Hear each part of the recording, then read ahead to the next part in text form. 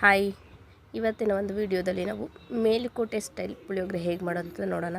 ಪುಳಿಯೋಗರೆನ ಎಲ್ಲರೂ ಕಾಮನಾಗಿ ಮಾಡ್ತಿರ್ತೀರ. ಇವತ್ತು ಸ್ಪೆಷಲಾಗಿ ಮೇಲುಕೋಟೆ ಸ್ಟೈಲ್ ಹೇಗೆ ಮಾಡೋದು ನೋಡೋಣ. ಮೊದಲಿಗೆ ಇಲ್ಲಿ 2 ಸ್ಪೂನಷ್ಟು ಎಣ್ಣೆ ಹಾಕ್ಕೊಳ್ತಾ ಇದ್ದೀನಿ ಹುರಿಯೋಕ್ಕೆ. 1 ಸ್ಪೂನು ಮೆಂತ್ಯಕಾಳು, 1 ಸ್ಪೂನು ಸಾಸಿವೆ, 1 ಸ್ಪೂನು ಪೆಪ್ಪರು. ಇದು ಎಲ್ಲನೂ ಕೂಡ ಒಂದೊಂದೇ ಸ್ಪೂನ್ ಹಾಕ್ಕೋಬೇಕು. ಹಾಗೆ ಜೀರಿಗೆನ 4 ಸ್ಪೂನ್ ಹಾಕ್ಕೋಬೇಕು. ಕಂಪಲ್ಸರಿಯಾಗಿ ನಾವು ಜೀರಿಗೆನ 4 ಸ್ಪೂನ್ ಹಾಕ್ಕೊಳ್ಳೇಬೇಕು. ಹಾಗೆ 8 ಸ್ಪೂನಷ್ಟು ಕೊತ್ತಂಬರಿ ಬೀಜ, ಕೊರಿಯಾಂಡರ್ ಸೀಡ್ಸು, ಇದನ್ನು ಹಾಕ್ಕೋಬೇಕು. 16 ಮೆಣಸಿನ್ಕಾಯಿ ಹಾಕ್ಕೋಬೇಕು. ಇದೇ ಅಳತೆ ಇದಕ್ಕೆ. 1:4, 4:8, 8:16 ಈ ರೇಷನಲ್ಲಿ ನಾವು ಇದನ್ನು ಹಾಕ್ಕೊಬೇಕು. ಹಾಗೆ ಹುರಿಯೋವಾಗಲೂ ಕೂಡ ತುಂಬ ಲೋ ಫ್ಲೇಮಲ್ಲಿ ಇಟ್ಕೊಂಡು ಇದನ್ನು ನಾವು ಹುರ್ಕೊಬೇಕಾಗತ್ತೆ. ನಿಧಾನಕ್ಕೆ ಹುರಿತಾ ಹೋಗಬೇಕು. ಎಲ್ಲ ಕ್ರಿಸ್ಪಿ ಆಗಬೇಕು. ಅಷ್ಟು ನೀಟಾಗಿ ನಾವು ಹುರಿಬೇಕು. ಕಂಪ್ಲೀಟಾಗಿ ಹುರಿದ್ಮೇಲೆ ಇದನ್ನು ತಣ್ಣಗಾಗೋಕ್ಕೆ ಬಿಟ್ಬಿಡಬೇಕು. ಇದನ್ನ ಇವಾಗ ನಾವು ಒಂದು ಮಿಕ್ಸಿ ಜಾರ್ಗೆ ಟ್ರಾನ್ಸ್ಫರ್ ಮಾಡ್ಕೊಡೋಣ. ಕಂಪ್ಲೀಟಾಗಿ ಇದು ತಣ್ಣಗಾಗಬೇಕು. ತಣ್ಣಗಾದ್ಮೇಲೆ ನೋಡಿ, ಇದಕ್ಕೆ 1 ಸ್ಪೂನಷ್ಟು ಹಿಂಗೆ ಹಾಕ್ಕೊಳ್ಳಿ. ಹಿಂಗೆ ಹಾಕ್ಕೊಂಡಾದ್ಮೇಲೆ ಇದನ್ನು ಫುಲ್ ಫೈನಾಗಿ ಪೌಡ್ರ್ ಮಾಡ್ಕೊಬೇಕು. ಈ ಥರ ತುಂಬ ಫೈನಾಗಿ ಪೌಡ್ರ್ ಮಾಡ್ಕೋಬೇಕು. ಆವಾಗಲೇ ನಮಗೆ ಪುಳಿಯೋಗರೆ ತುಂಬ ಚೆನ್ನಾಗಿ ಟೇಸ್ಟಿಯಾಗಿ ಬರುತ್ತೆ. 1 ನಿಂಬೆ ಹಣ್ಣ ಗಾತ್ರದಷ್ಟು ಇಲ್ಲಿ ಹುಣಸೆಹಣ್ಣು ತೊಗೊಂಡಿದ್ದೀನಿ. ಅದನ್ನು ನೆನೆಸಿಟ್ಕೊಬೇಕು. ಒಂದು 10-20 ನಿಮಿಷ ಆದರೆ ಸಾಕು. ತುಂಬ ಚೆನ್ನಾಗಿ ಹುಣಸೆಹಣ್ಣು ನೆನೆಬಿಡುತ್ತೆ. ಹಾಗೆ ಇನ್ನೊಂದು ಬಾಣಲೆ ಇಟ್ಕೊಂಡಿದ್ದೀನಿ. ಇವಾಗ ನಾವು ಒಗ್ಗರಣೆ ಮಾಡ್ಕೊಳ್ಳೋಣ. 2 ಸ್ಪೂನಷ್ಟು ಎಣ್ಣೆ ಹಾಕ್ಕೊಂಡಿದ್ದೀನಿ. ಜೀರಿಗೆ, ಸಾಸಿವೆ, ಕಡಲೆಬೀಜ, ಕರಿಬೇವಿನ ಸೊಪ್ಪು, ಹಾಗೆ ಸ್ವಲ್ಪ ಅರಿಶಿನ ಪುಡಿನ ಸೇರಿಸ್ಕೊಳ್ಳೋಣ. 2 ಸ್ಪೂನಷ್ಟು ಡ್ರೈ ಕೋಕೋನಟ್ಟು. ಇದನ್ನೆಲ್ಲನೂ ಕೂಡ ನಾವು ಒಂದು 2-3 ನಿಮಿಷ ಚೆನ್ನಾಗಿ ಫ್ರೈ ಮಾಡ್ಕೋಬೇಕು.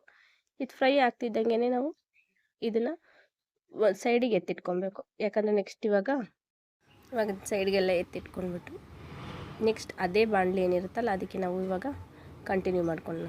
ಈ ಒಂದು ತಟ್ಟೆ ತೊಗೊಳ್ಳಿ. ಅದಕ್ಕೆ ಇದನ್ನೆಲ್ಲ ನೀಟಾಗಿ ಫ್ರೈ ಆಗಿರೋದನ್ನ ಎತ್ತಿಟ್ಕೊಳ್ಳಿ. ಫ್ಲೇಮ್ನ ಬೇಕಾದರೆ ಲೋ ಆಗು ಇಟ್ಕೊಳ್ಳಿ, ಇಲ್ಲಾಂದರೆ ಆಫ್ ಮಾಡ್ಕೊಂಡು ಸೈಡ್ಗೆಲ್ಲ ಎತ್ತಿಟ್ಕೊಳ್ಳಿ. ನಿಧಾನಕ್ಕೆ ಮಾಡ್ಕೊಳ್ಳಿ ಫಸ್ಟ್ ಟೈಮ್ ಮಾಡ್ತಿರೋರು. ನನ್ನ ಚಾನಲಲ್ಲಿ ಏನಿದ್ರು ನಾನು ಬಿಗಿನರ್ಸ್ ಹೇಗೆ ಮಾಡ್ತಾರೆ ಅವರಿಗೋಸ್ಕರ ಈ ರೆಸಿಪಿನ ತೋರಿಸ್ತಾ ಇರ್ತೀನಿ. ಬ್ಯಾಚುಲರ್ಸ್ ಇರ್ತೀರಾ, ಹೊಸದಾಗಿ ಮದುವೆ ಆಗಿರೋರು ಇರ್ತೀರಾ, ಅವ್ರಿಗೆಲ್ಲ ಯಾವ ರೆಸಿಪಿ ಮಾಡಬೇಕು ಅಂತ ಕನ್ಫ್ಯೂಷನ್ ಇಲ್ದಿರ ನೀವು ನೀಟಾಗಿ ಈ ರೆಸಿಪಿನ ಫಾಲೋ ಮಾಡ್ಬೋದು.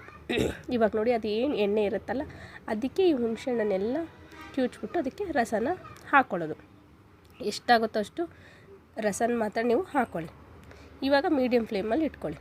ಮೀಡಿಯಮ್ ಫ್ಲೇಮಲ್ಲಿ ಇಟ್ಕೊಂಡು ನೀಟಾಗಿ ಅದನ್ನು ಒಂದು 5 ನಿಮಿಷ ಇದಕ್ಕೆ ಪೇಷನ್ಸ್ ಬೇಕು. ಇದು ಮಾಡುವಾಗ ಅದೆಲ್ಲ ನೀರನ್ನ ಕುದ್ದು ನೀರೆಲ್ಲ ಕಮ್ಮಿ ಆಗ್ತಾ ಬರುತ್ತೆ.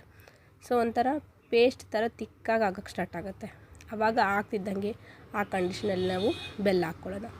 2 ಸ್ಪೂನ್ ಬೆಲ್ಲನ ಹಾಕ್ಕೊಳ್ಳಿ. ಪೌಡ್ರ್ ಬೆಲ್ಲನಾದರೂ ಹಾಕ್ಕೊಳ್ಳಿ, ಇಲ್ಲ ಹಾಗೆ ಜಜ್ಜಿಬಿಟ್ಟಾದರೂ ಹಾಕ್ಕೊಳ್ಳಿ. 1 ಸ್ಪೂನಷ್ಟು ಹಿಂಗೆ ಹಾಕ್ಕೊಳ್ಳಿ. ಇಲ್ಲಿ ನೋಡಿ, ಒಂದು 8 ಸ್ಪೂನಷ್ಟು ನಾನು ಈ ಪುಳಿಯೋಗರೆ ಪುಡಿ ಏನು ಮಾಡಿಟ್ಕೊಂಡಿರ್ತೀವಿ ಅದನ್ನು ಇಲ್ಲಿ ಸೇರಿಸ್ಕೊಳ್ತಾ ಇದ್ದೀನಿ. ನಿಮಗೆ ಎಷ್ಟು ಜನಕ್ಕೆ ಬೇಕೋ ಅಷ್ಟು ಜನಕ್ಕೆ ನೋಡ್ಕೊಂಡು ಮಾಡ್ಕೊಳ್ಳಿ. ನಾನೊಂದು ಇಲ್ಲಿ 6 ಜನಕ್ಕೆ ನಾನು ಮಾಡ್ತಾ ಇರೋದ್ರಿಂದ ಒಂದು 8 ಸ್ಪೂನಷ್ಟು ಪುಳಿಯೋಗರೆ ಪುಡಿನ ಹಾಕ್ಕೊಳ್ತಾ ಇದ್ದೀನಿ. ಹಾಗೆ 1 ಸ್ಪೂನು ಉಪ್ಪು ಹಾಕ್ಕೊಳ್ತಾ ಇದ್ದೀನಿ. ಇದನ್ನು ನೀಟಾಗಿ ನೀವು ಕಲಿಸ್ತಾ ಬನ್ನಿ. ಇವಾಗ ಮಿಕ್ಸ್ ಮಾಡ್ಕೊಳ್ಳಿ. ಉಪ್ಪು ಏನಾದ್ರು ಹೆಚ್ಚು ಕಮ್ಮಿ ಅನಿಸಿದ್ರೆ ಎಕ್ಸ್ಟ್ರಾ ಬೇಕಾದ್ರೆ ಹಾಕ್ಕೊಳ್ಳಿ. ಇದೆಲ್ಲ ಏನು ನಾವು ಒಗ್ಗರಣೆ ಮಾಡ್ಕೊಂಡು ಇಟ್ಕೊಂಡಿರ್ತೀವಲ್ಲ, ಕಡಲೆ ಬೀಜ ಇದೆಲ್ಲನೂ ನಾವು ಇವಾಗ ಅದಕ್ಕೆ ಸೇರಿಸ್ಕೊಳ್ಳೋಣ. ಸೇರಿಸ್ಕೊಂಡು ನಿಧಾನಕ್ಕೆ ಮಿಕ್ಸ್ ಮಾಡ್ತಾ ಬರಬೇಕು. ಇವಾಗ ನಮ್ಮ ಪುಳಿಯೋಗರೆ ಗೊಜ್ಜು ರೆಡಿ ಆಗಿದೆ. ಈ ಪುಳಿಯೋಗರೆ ಗೊಜ್ಜನ್ನ ನೀವು ಫ್ರಿಜ್ಜಲ್ಲಾದ್ರೂ ಇಟ್ಕೊಳ್ಳಿ, ಹಾಗೇನಾದರೂ ಇಡಿ, ಇದು ಏನೂ ಆಗೋಲ್ಲ. ಈ ಪುಡಿ ಅಂತೂ 1 ತಿಂಗಳವರೆಗೂ ಕೂಡ ನೀವು ಹಾಗೆ ಇಟ್ಕೊಂಡು ಮಾಡ್ಕೋಬೋದು. ಈ ಗೊಜ್ಜಕ್ಕೂ ಅಷ್ಟೇ, ಒಂದು 2-3 ದಿನ ಆಚೆ ಇಟ್ಟರು ಹಾಗೆ ಇರುತ್ತೆ. ಫ್ರಿಜ್ಜಲ್ಲಿಟ್ಟರೆ ಒಂದು 15-20 ದಿನ ಕೂಡ ಇಟ್ಕೊಬೋದು. ಸೊ ಫ್ರೆಶ್ಶಾಗಿ ಆವಾಗವಾಗಲೇ ಎಷ್ಟು ಬೇಕೋ ಅಷ್ಟು ಮಾಡ್ಕೊಳ್ಳಿ, ಚೆನ್ನಾಗಿರುತ್ತೆ. ಸೊ ಅನ್ನನ ಮಾಡಿಟ್ಕೊಂಡಿರೋ ಅನ್ನನ ಇವಾಗ ಕಲಿಸ್ಕೊಳ್ಳೋಣ. ನೋಡಿ, ನಿಧಾನಕ್ಕೆ ಕೈಯಲ್ಲೇ ಕಲಸಿ, ತುಂಬ ಚೆನ್ನಾಗಿ ಟೇಸ್ಟ್ ಬರುತ್ತೆ. ನೋಡಿ, ಹೋಪ್ ಈ ವಿಡಿಯೋ ನಿಮಗೆ ಇಷ್ಟ ಆಗಿದ್ರೆ ಲೈಕ್ ಮಾಡಿ, ಶೇರ್ ಮಾಡಿ. Thank you.